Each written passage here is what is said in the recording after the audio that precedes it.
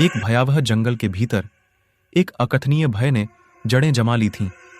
एक सरकारी दफ्तर जिसका वर्षों पहले परित्याग कर दिया गया था, एक ऐसी जगह जहां कोई भी जाने की हिम्मत नहीं करता था, और इसके चारों ओर खून से लथपथ कहानियां सुनने वालों के अंदर भय पैदा कर देती थीं। एक चांदनी रात में दोस्तों के एक समूह ने जंगल के अंधेरे केंद्र में जाने का फैसला किया।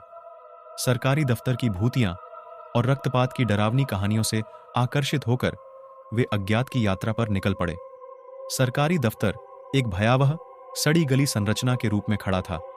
इसकी खिड़कियां ऊपर की ओर थीं और इसकी लकड़ी की दीवारों पर भयानक दाग थे।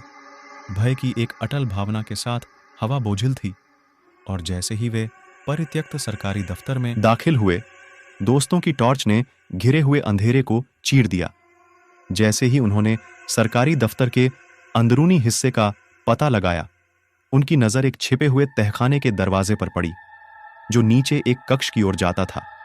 कक्ष एक भयावह दृश्य था, जिसकी दीवारों पर जंजीरें लटक रही थीं और फर्श पर सूखे सने हुए खून से अजीब प्रतीक खुदे हुए थे। दोस्तों की जिज्ञासा बढ़ गई और वे कक्ष में उतरे, जहां उन्हें एक पुरानी डायरी मिली।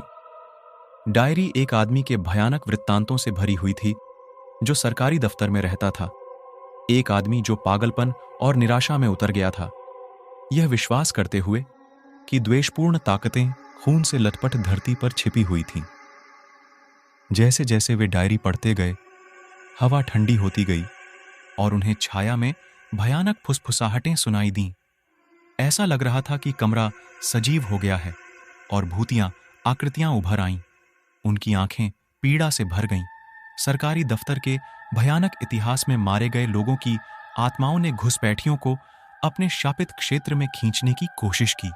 जैसे ही आत्माएं अंदर बंद हुईं, उनके हाथ आगे बढ़े तो दहशत फैल गई, और दोस्तों को एहसास हुआ कि वे अब सरकारी दफ्तर के भयावह इतिहास का हिस्सा थे। ऐसा प्रतीत होता है कि कक्ष स्वयं ही उनके विरुद्ध षड्यंत्र रच रहा था और उन्हें इसकी भयानक गहराइयों में ले जा रहा था। कांपते हाथों से उन्होंने डायरी से एक प्राचीन मंत्र का पाठ किया, जो आत्माओं को प्रसन्न करने और सरकारी दफ्तर के अभिशाप को समाप्त करने के लिए एक हताश प्रार्थना थी। कमरा एक चकाचौंध शुद्ध करने वाली रोशनी से भर गया था, और आत्माएं वापस उसी धरती पर चली गईं जहां से वे आई थीं। उनकी चीखें छाया में धुंधली हो रही थीं। सरकारी दफ्तर, जो कभी पीड़ा और भय का स्थान था, हमेशा के लिए बदल दिया गया। दोस्तों ने सरकारी दफ्तर छोड़ दिया, हमेशा के लिए उनकी दर्दनाक मुठभेड़ को चिह्नित कर दिया। खून से लथपथ सरकारी दफ्तर की डरावनी स्मृति को उन दुष्ट ताकतों के लिए एक वसीयतनामा के रूप में ले लिया, जो दुनिया के सबसे अंधेरे कोनों में छिपी हो सकती थीं। सरकारी दफ्तर अपने अतीत की भयावहता की गंभीर याद दिलाता रहा। इसकी द्वेषता अंततः खत्म हो गई। प्रिय दर्शकों, यह कहानी एक काल्पनिक घटना पर आधारित है। इसका वास्तविक जीवन से कोई संबंध नहीं है।